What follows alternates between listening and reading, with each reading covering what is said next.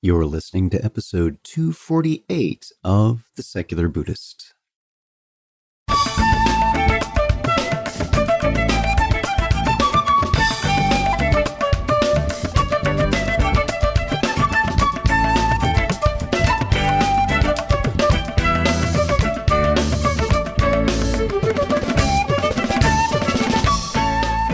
Welcome to The Secular Buddhist. I'm Ted Meissner. The Secular Buddhist is the official podcast of the Secular Buddhist Association, a grassroots-driven effort to answer the needs of secular teaching and practice for contemporary society.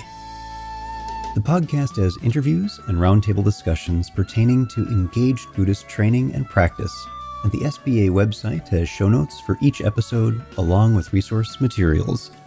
Though the podcast focuses on core practices from a secular viewpoint, more traditional teachings are welcome and openly discussed. Marlowe Sand joins us in this Unplugged episode to discuss experiences with living in a cult.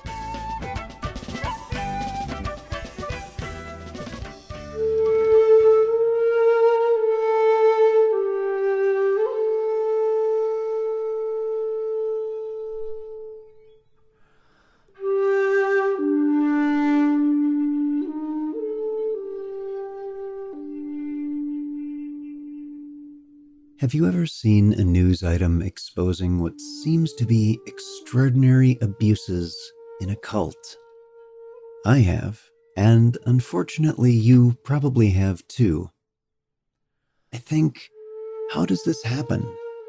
What is the process by which reasonable people find themselves in these environments bereft of reason? And with a certain smug confidence, I would think I'm utterly immune from that happening to me, which isn't true. Consider what you yourself may have been like when you were younger. Did you feel confident, have a strong sense of belonging, or were you sometimes a little lost? I was a little lost, and though over time that seems to have abated, I catch myself still reaching, still grasping, still clinging. Marlowe Sand is a nom de plume. The author chose to remain anonymous in order to not jeopardize any further her own life and family. However, revealing the toxic dynamics of cult life and modern spiritual bondage of the student-teacher relationship is an important message Marlowe Sand wants to share. So, sit back, relax, and have a nice lemon zinger tea. Our guest today is Marlowe Sand. Marlowe, welcome to the podcast. Well, hi. Thank you very much for inviting me. Very glad to be speaking with you. Thank you so much for doing this. And we'll begin by asking you to tell us about your background. Well, I grew up in rural England. My parents were farmers, and it was really a really idyllic sort of childhood surrounded by animals and plants and growing things. My parents were middle-class English people and pretty ordinary sort of childhood, actually. So I was very connected to nature and horses and spent 15 years riding horses. I probably found animals and horses easier than people. Wasn't quite so comfortable when I got to school, but generally had a couple of friends, and even though I found large groups pretty hard. So it's a pretty conventional English upbringing, really. And what happened from there? Tell us how you went from that wonderful existence, I think, to what led you to this place and these experiences that you had. Well, I was about 30. I was married, had a pretty reasonable sort of marriage, and two very small children. One's still a baby. And I suppose I was sort of restless a bit and wondering what else there was to life and whether there was more, and knowing that I was looking for something or other but not quite sure what it was. And then it seemed like almost accidental that my homeopath had just met Andrew Cohen, and Andrew Cohen had recently returned from India, where he'd undergone some sort of very radical transformation. So that my homeopath, in fact, was really swept away and very, very moved by his experiences with Andrew. So he invited me to meet Andrew, and so that even from the very first meeting with Andrew, it had a very radical impact on me. So it was almost accidental, it seemed, arriving in this farmhouse in Totnes where Andrew began his teaching. So tell us about that, and for the audience who is not familiar with Andrew, maybe say a little bit about him and just what the situation was, what it was he was doing. Well, he was teaching enlightenment, and he had been declared by his teacher in India to be enlightened, and Kunjiji, his teacher, had sent him to the West to spread his teaching and to become a teacher and to bring about a revolution in the West was his instruction. And Andrew took this very much to heart and was beginning just with a handful of people who were attracted to this extraordinary quality that he had about him. And it seemed like a lot of the people who encountered him were really swept away by being around him and talking with him.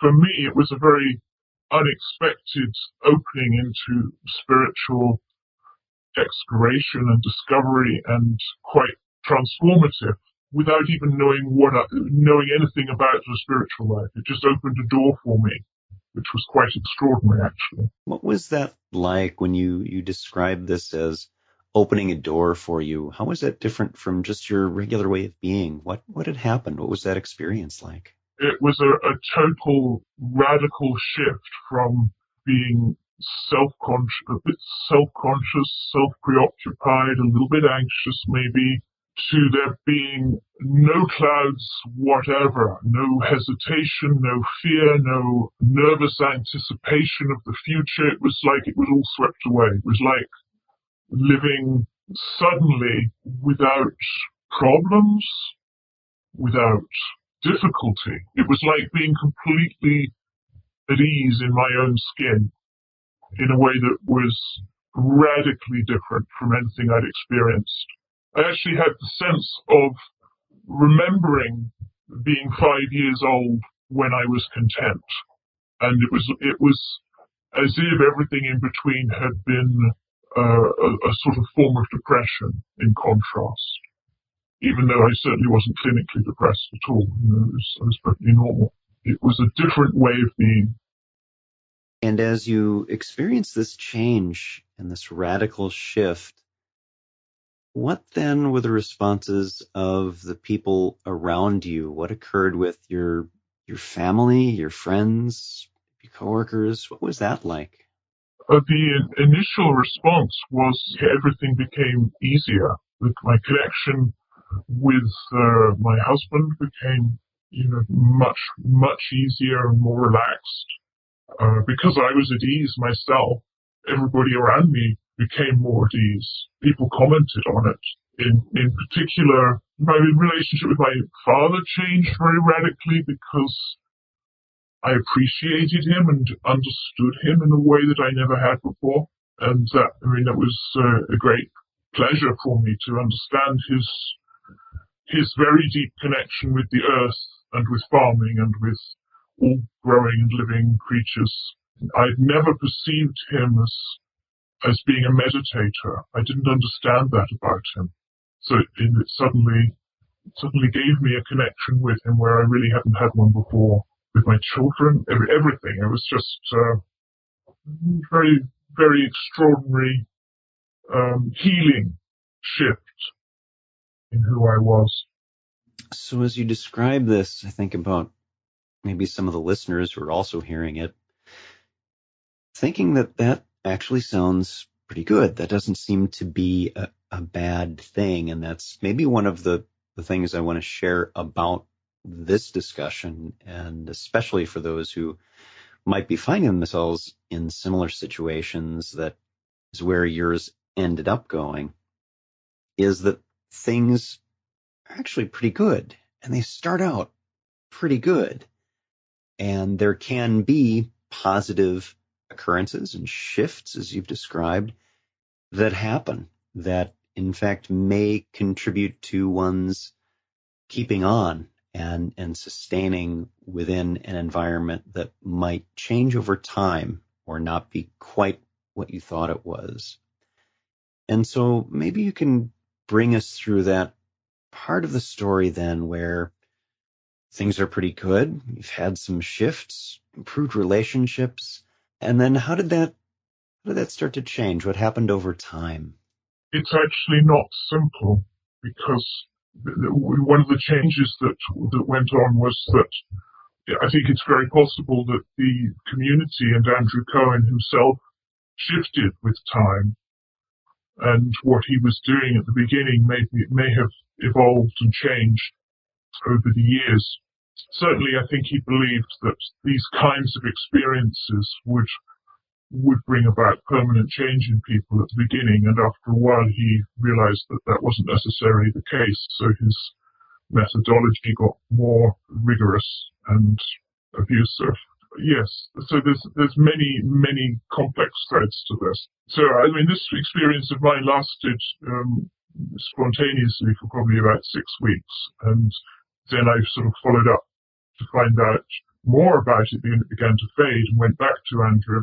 So gradually I started to go to his evening meditations more and more often, and somewhere in there I started to feel like I had to be there every single night. And just in the first year or so, the atmosphere around Andrew was that if things got in the way of our spiritual pursuits, they were discarded, and that included relationships.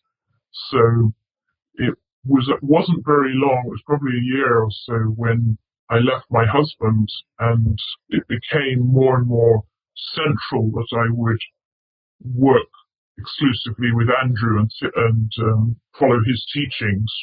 So both on the one hand, it seemed spontaneous that for me the spirituality became more important than anything else, and simultaneous to that, it seems like the guru relationship with Andrew also was pulling me quite actively into an exclusivity and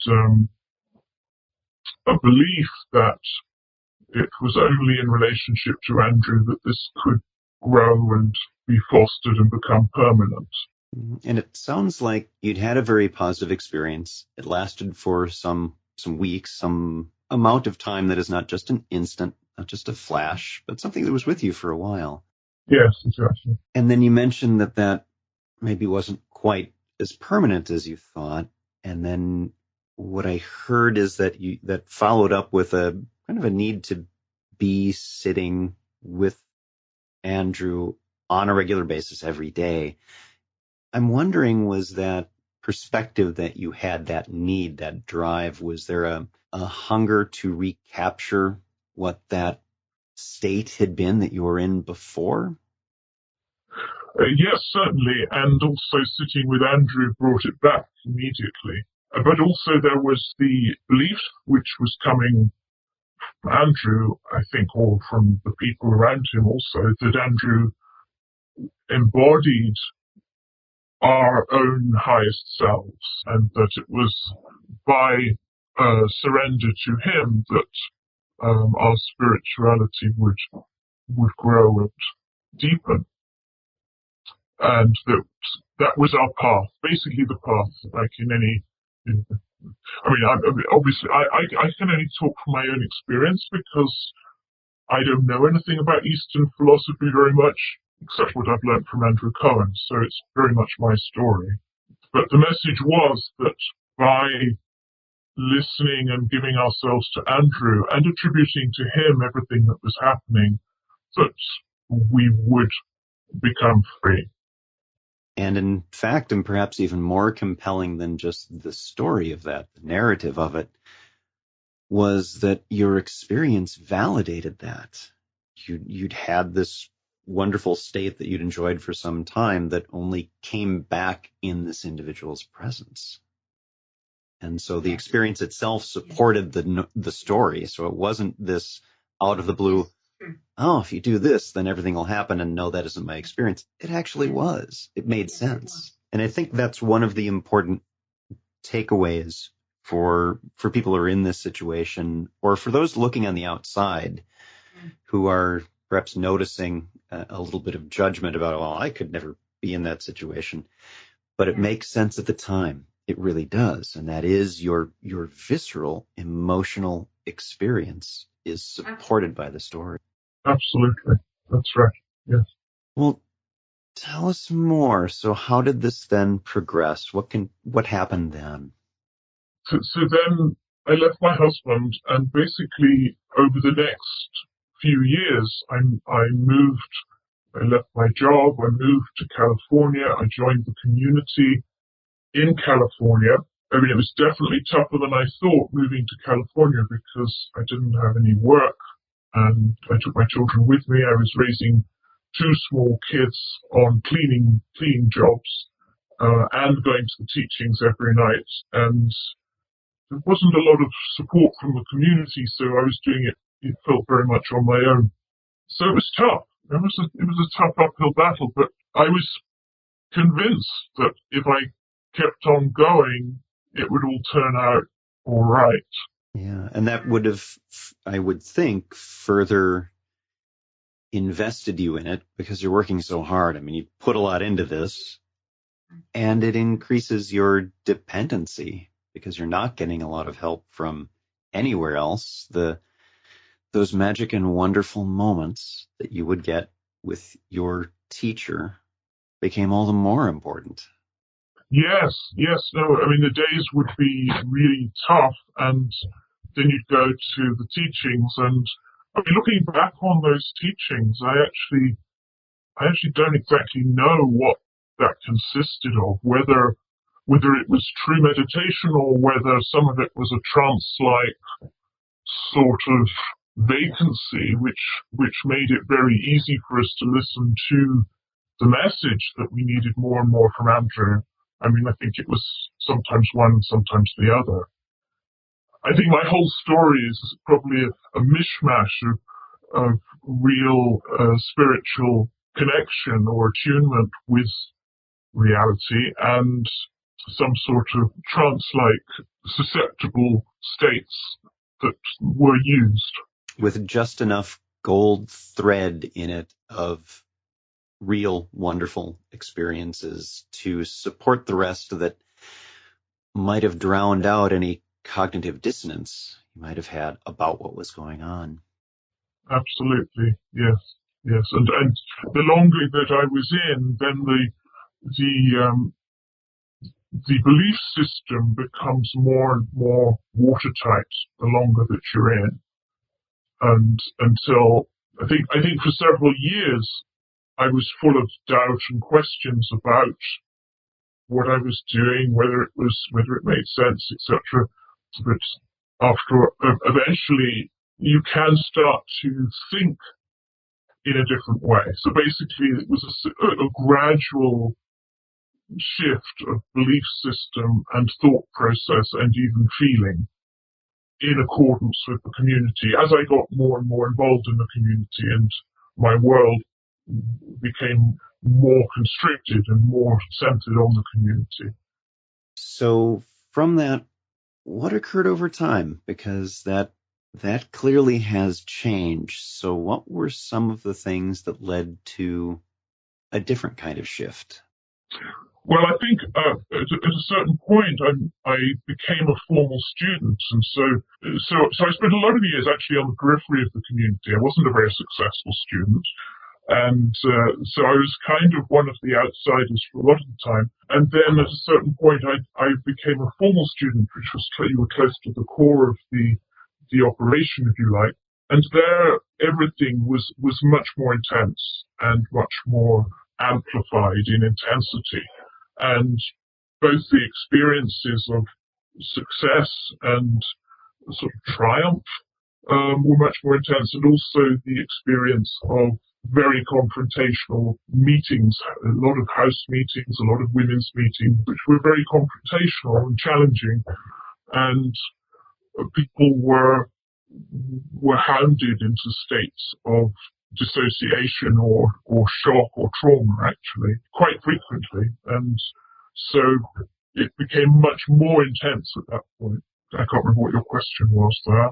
Well, just from that intensity and that change, where did maybe some cracks start to appear? Can I read a little bit? Please do, yes. So this is actually the prologue to the book, which I think, will sort of illustrate something. So I'm just going to read it. We raise our arms out of the water, reaching towards the sky, and cry out, "Face everything." We throw ourselves beneath the water in prostration to God and cry out, and avoid nothing. We are three women, a lake and a timer. A thicket of ash and brambles runs down to the water's edge. The lake, the hills, and the sky are uniformly grey. The leaves have dropped already, though there are catkin buds on the birch twigs which will stay dormant and survive the winter. It is October in the Berkshire Hills, and a bitter wind bites our skin each time we emerge from the water. We're committed to prostrating ourselves in the water for an hour without stopping. We have each already failed at this self-imposed attempt to make amends for offending our guru, Andrew Cohen. 2 weeks previously, in a group of 25 women, we had staggered out of the water before the hour was up. This time, there is no one to take us to the hospital, no one to stand on shore and measure the time. We stand 4 feet apart, waist deep in the water. At first, each plunge shocks my whole body, and I dread going under the second, third, and fourth time. After 10 minutes, I'm so desperate that it is inconceivable that I could still be here in 1 hour's time. My whole body is shaking convulsively, teeth rattling uncontrollably, banging, not chattering. Face everything and avoid nothing. After 30 minutes, my face shrinks tight against my skull. My brain feels as if it has shriveled inside my head. I can't feel any part of my body. I am afraid. Face everything and avoid nothing. Time after time, I raise my arms up and out of the water. Time after time, fear grips me as I plunge downwards. I try to convince myself it's just the mind that deceives me into believing I have limitations. I know the power of my own intention. I must go beyond fear. After a while, the rhythm takes over, and I cease to care about pain. Lean into the rhythm, the blessed rhythm, as our bodies swing into action. We chant without pause, face everything and avoid nothing. I plunge my head under again. As I rise out, I glance at Erica and Ashley, noses unrecognizable purple and blue. My God, I see their upreaching arms, so frail against the pallid sun. I see the fear in their eyes and long to help them. They are thin and weak. They possess such courage to come a second time to this test of zeal. As minutes tick away, our fear and doubt grow. We struggle to be worthy, struggle to be accepted in the group, struggle to find confidence inside ourselves. Face everything, avoid nothing. It had been 10 years since my first meeting with Andrew had swept me away with experiences of bliss and intervals of unexpected connection with other students. I fell in love with an ideal of simplicity that was so compelling that it eclipsed all other concerns. I left my life as an English housewife and special needs teacher, and with 2 small children followed Andrew first to San Francisco and then to Boston. For the decade before this attempt at purification in the lake, I had lived on the outskirts of Andrew Cohen's community, struggling to reconcile a monastic life and a cult with good parenting. Recently, I had overcome self-doubt and been elevated to a position of status and authority over others. The goal was enlightenment, what Andrew called freedom. To this end, Andrew's students sought destruction of the ego, which he defined as the self-serving part of ourselves.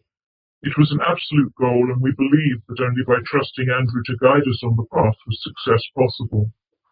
As I plunged into the chilling water, I was not weighing the risks and benefits of being a student of Andrew Cohen. I was already in too deep. It would be 15 years before I would have perspective on how dangerous it is when a powerful and charismatic leader controls others through the creation of a system of values which is impervious to critique from the outside. It would be many years after leaving the community with the help of friends and therapists that I would come to terms with the complexity of my experiences during these years. I would eventually understand that I had sometimes connected with the deepest part of myself, and at other times altogether lost track of who I was. Now, on this October lake, in the frigid lake, I do not know whether plunging into the lake will strengthen me or harm me. I do not know that I'm already allowing other people to determine who I am, and that I will soon go over the edge into losing my sense of identity. The most intense roller coaster ride is still ahead. Thank you for reading that. The thing that struck me about this is the phrase you used, and this stood out for me when I read the prologue as well, impervious to critique. One's critical thinking, even at a very basic level, is set aside. That is often part of the ideological stance, is that's conceptualizing, that's bad, you need to get rid of that, you'll never reach the goal of enlightenment by being that way. And of course, that's maybe not a very healthy way to live. Absolutely. I think that I abandoned my own ethical standards, and I came to think like I thought Andrew thought, and deliberately so. And because I had already decided to surrender to Andrew Cohen, and I think I actually had, in belief that he represented my own highest self, it then becomes counterintuitive in some way to be able to see anything wrong at all. So one has lost the possibility of assessing the situation around one.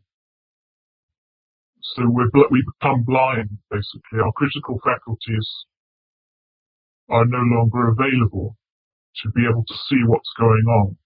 Let's talk about that a little bit then, coming back to the question of where the cracks started to appear. How did that begin to change for you? Because it wasn't in an instant. It seemed as if it was in an instant, because we have an amazing capacity to suppress feelings and doubts, so we're not aware of them. So I think when people read the story, and even when I think about the story, I was gradually moving towards questioning it, but it wasn't conscious. The actual moment of becoming conscious was the same day I left. It's that we can keep things submerged. We can keep doubt. One of the big descriptions of evil was doubt. We were not allowed to doubt, and I learned not to feel doubt. It was like I didn't even think doubt until the last day, which was, things were getting pretty tough. I was no longer a popular person or a success story. I'd been banished to a house of no women, where there was a group of women who were long-time students of Andrew, who were none of them doing well, and we were in isolation for months, with doing a lot of practice, which we had given ourselves, and so this was a humiliating experience. The other students weren't even supposed to look on our faces because we were so shameful, right? And what happened for me in that time was that I actually enjoyed it, and I felt a great connection with the other women, and we had gone past attacking each other and had found peace together. And about 3 months after we were put in this house, we were summoned to Andrew's ashram to meet and account for ourselves. So we were describing to the person we met with how connected we were, and how much love there was between us, and how we were supporting each other. And the response back was that how awful it was that we should be satisfied with something so small, and we should have been miserable and desperate to return to be with Andrew. And right, the goal was a desperate return to the Guru, yes, not to find comfort in one another as human beings. That's right. That's right. And the goal was enlightenment. It wasn't to find comfort. But for me, that was a single moment when something cracked, and I knew that the love and tenderness that was between us was of value, and so that got to the conscious level, and I thought to myself, this is not right. I am not ashamed. I was very clear. There was a sudden moment of clarity when I realized I am not ashamed of what we're doing. It is of value. This is important to me. And if this is a place where that's of no value, then I'm in the wrong place. So it was the possibility of that getting to awareness meant that I left the same day. So tell us about just the process of leaving. Was there any, perhaps an emotional difficulty, any physical or logistic difficulty for you to leave? What was that like? It was very traumatic. I mean, all of my friends and connections from the last 15 years were in the community, and leaving meant an immediate severance of connection, even with these women that I had become very close to. So the same day, I wouldn't see them again. Some of them actually met again for the first time just this year, actually. So there was a severance with the connection with those women, but also with all the other people in the community that I'd known for years. And there were the practical challenges, because it meant rehousing everybody. In fact, what happened was I kept the very expensive rent and had to pay for it myself, and the other women all left. But it was intensely challenging. So you got out, and then over the course of from that time to now, what has it been like, your experience in adjusting to a way of life that doesn't center around a charismatic individual or his teaching? Oh, I think it was years of grief, really, of isolation, depression, being at a complete loss for who I was or what I was or how to be. And also a gradual process of, first of all, leaving, but believing it was all my fault that I'd left, and believing that Andrew still was what he claimed to be, which was perfect, actually, and perfectly enlightened and without a shadow. So to begin with, I believed that I still believed in the community, even though I'd left in a certain way. So it was a gradual process of being able to ask questions which had previously been unaskable, and a gradual process of beginning to see depression and the pain and the sadness, and then eventually anger and challenge and rethinking. And initially, because we had been convinced that people who had left were going to lie about the community and Andrew, I didn't talk to the other people who'd left because I didn't want to be contaminated by them. So that left me even more alone. So since that time, and it's been a number of years since then, yes, have you connected with some others who have also left? It sounds like you may have seen very recently the women that you were describing. But are there others, and what was that like? What's their experience been that you know of? Oh, over time, yes, we've had some fantastic times together, and we've had several reunions with ex-students who there is a quite extraordinary connection between us. Actually, they're friends who will always be some of my closest and most trusted friends are amongst this group of people. And it's quite extraordinary how we relate to each other. Reminds me a little bit of people who talk about going through a war, who experience something very deep together, you know? That's just what I was thinking as you were describing it, is people who have been through traumatic experiences together and have come through it and are relating in a different way. And I'm wondering if you're just the feeling of being with them, if the tone of that is just a very different color, a different way of experiencing than it was then. Tell us about that. What's that difference like? There's enormous space amongst us now. We're not trying to force each other to be different.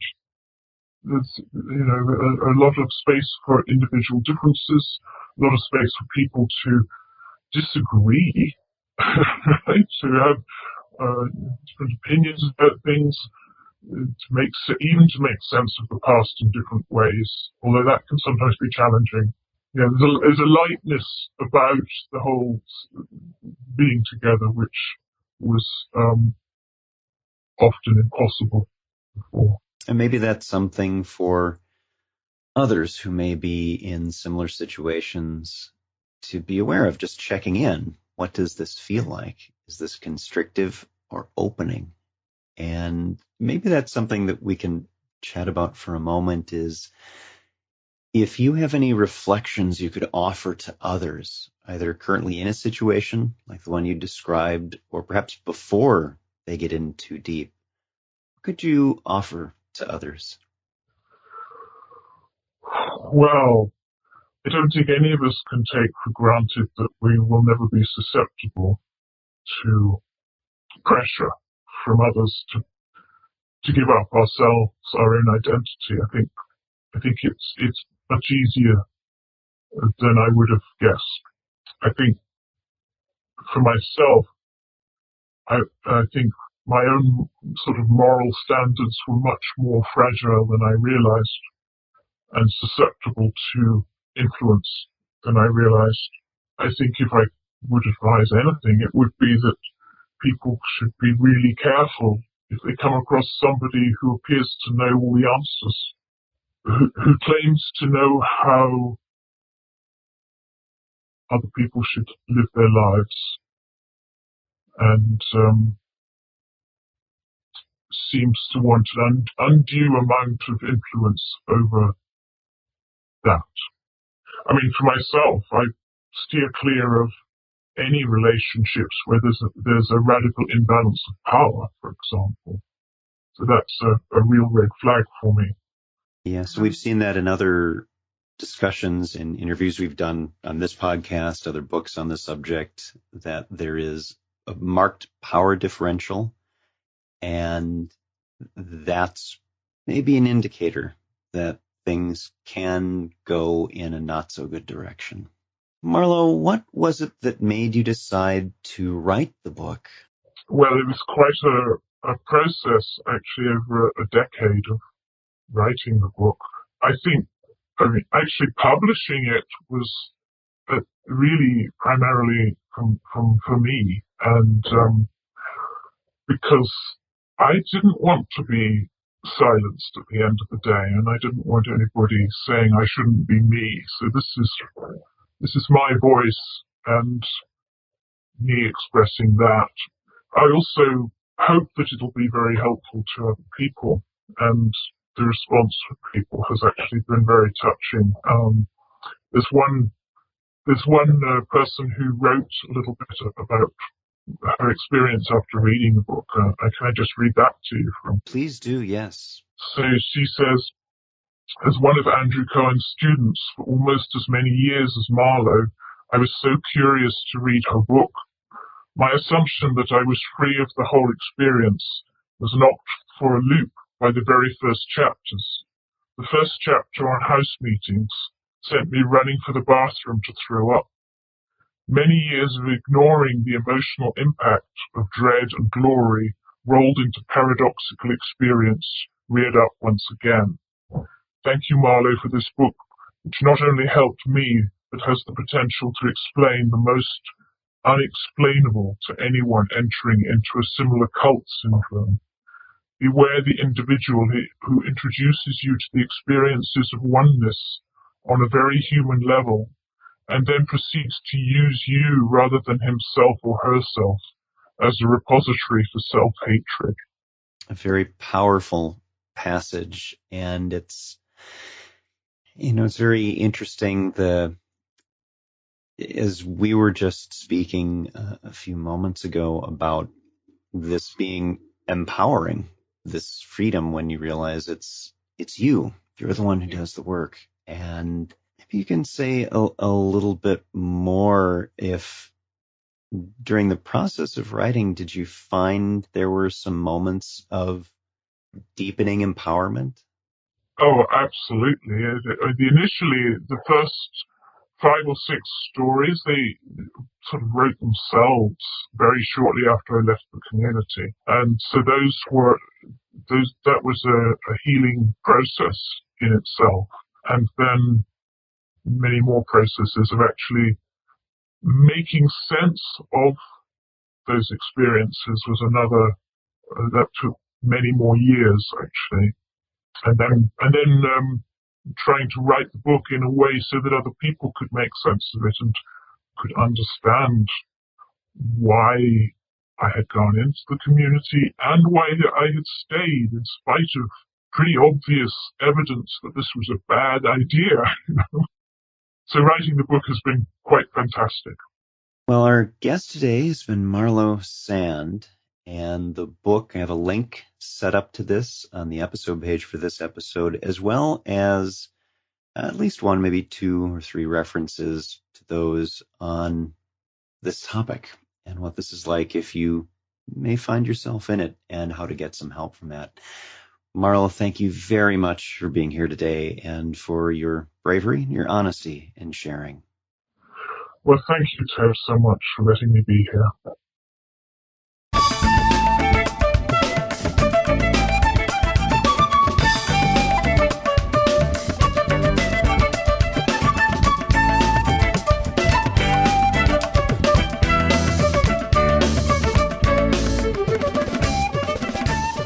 Thanks for listening.